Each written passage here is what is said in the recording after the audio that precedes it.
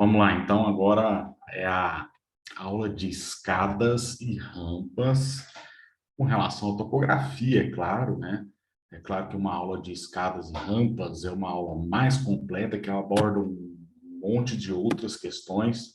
Ah, é só uma base sobre escadas e rampas, principalmente com relação à topografia. Vou trazer aqui alguns exemplos onde a gente tem escadas e rampas em espaços externos, né, que ligam platôs, que ligam planos nivelados, né? Então, aqui a gente tem um caso bem tranquilo, né? Você tem um platô em cima, um platô embaixo, uma escada entre um nível e outro, né? Aqui, da mesma forma, a gente tem aqui um platô e outro platô num espaço externo, né? Onde você tem um pequeno edifício, pequeno espaço, como se fosse uma pequena praça, né? Tem alguns banquinhos ali. E aí, se existe um desnível, você tem ou uma escada ou uma rampa. Então, se existe um desnível, você tem uma escada ou uma rampa para transpor estes espaços, né? Aqui, nesse caso, a gente tem um caminho, você tem um caminho plano, né? Um plano nivelado, você tem um caminho, né? Para transpor aqui o córrego. Não, é uma pontezinha, mas você tem uma escada, você tem um plano nivelado, né, que é um caminho, e do outro lado da mesma forma. Aqui dois planos nivelados, dois platôs no jardim, onde você tem um caminho e o outro espaço ajardinado. Mas para transpor esses espaços, você tem uma escada. Aqui, da mesma forma, né, você tem também um jardim, onde você tem escalonado o terreno, né? Se você tem espaços verdes que são ligados por uma escada. Tem também um outro pátio aqui, que você tem uma escada também. Aqui, da mesma forma, também um jardim escalonado, onde você tem escadas.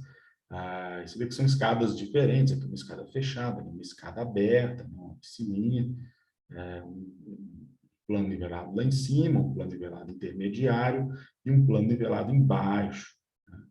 E as escadas, os caminhos estão bem demonstrados aí. As rampas, elas também servem para transpor os desníveis, né? Tanto quanto as escadas, só que as rampas são elementos acessíveis, tá? Aqui é aquela escada rampa, né? O pessoal gosta muito de usar isso daí, os estudantes principalmente.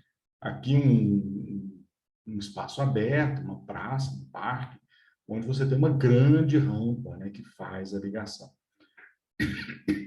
A diferença principal é a questão do espaço, né? Você tem um espaço aqui onde a escada transpõe aqui os desníveis e a rampa também transpõe. Só que a rampa precisa de um espaço bem maior, né?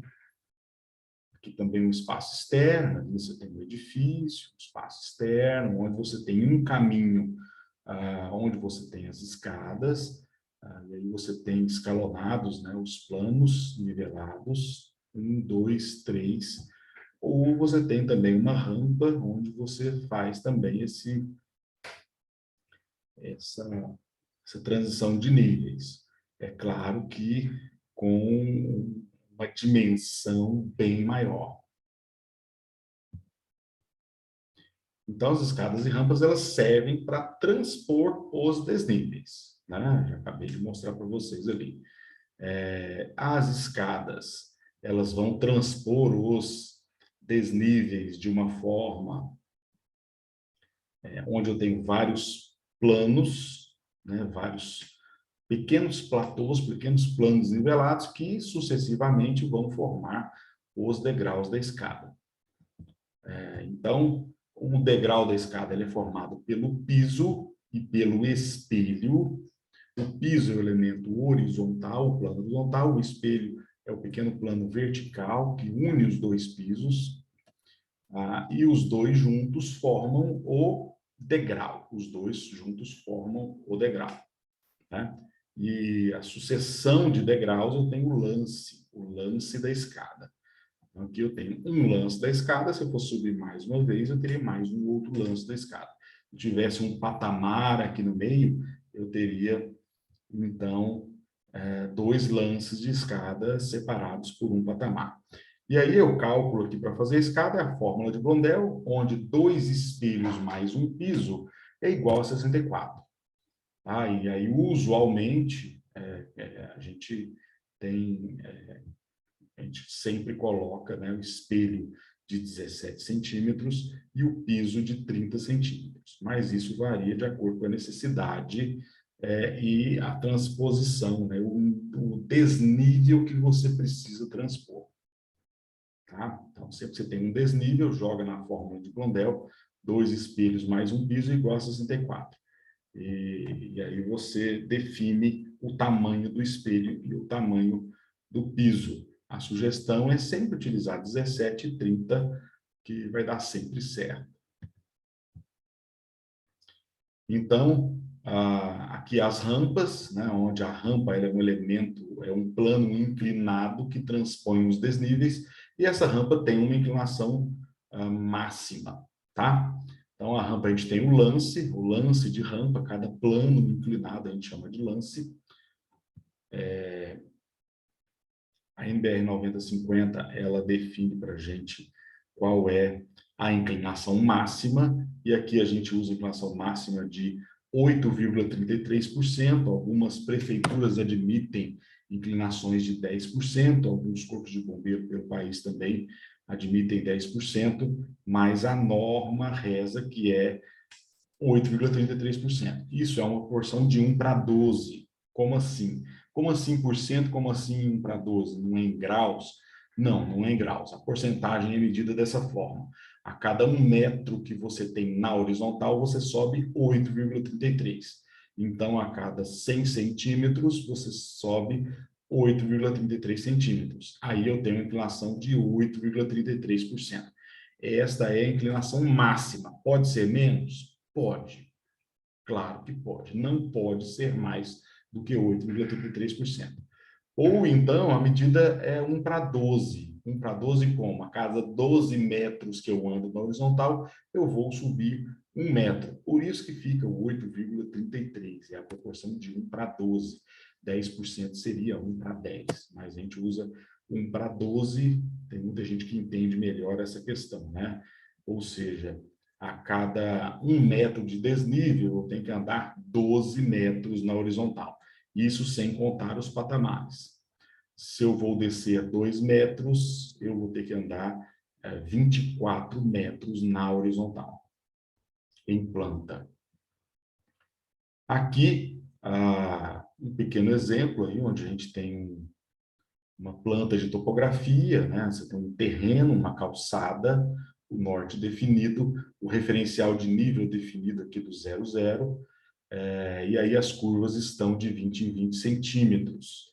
É sempre bom que você trabalhe com as curvas de 20 em 20 centímetros e não com as curvas de metro em metro. Por quê? Porque de metro em metro você acha que só tem 2, 3 curvas no terreno todo. E, na verdade, se você for trabalhar com curvas de 20 em 20, para arquitetura, claro que para urbanismo é diferente, seria o ideal, então, trabalharmos de 20 em 20. E aqui um pequeno planejamento, onde eu tenho, né, os planos nivelados, os platôs, estão definidos muro de arrimo, talude de corte, talude de aterro. Mais para frente a gente vai calcular o tamanho do talude, definir a saia do talude. E aqui a escada e rampa.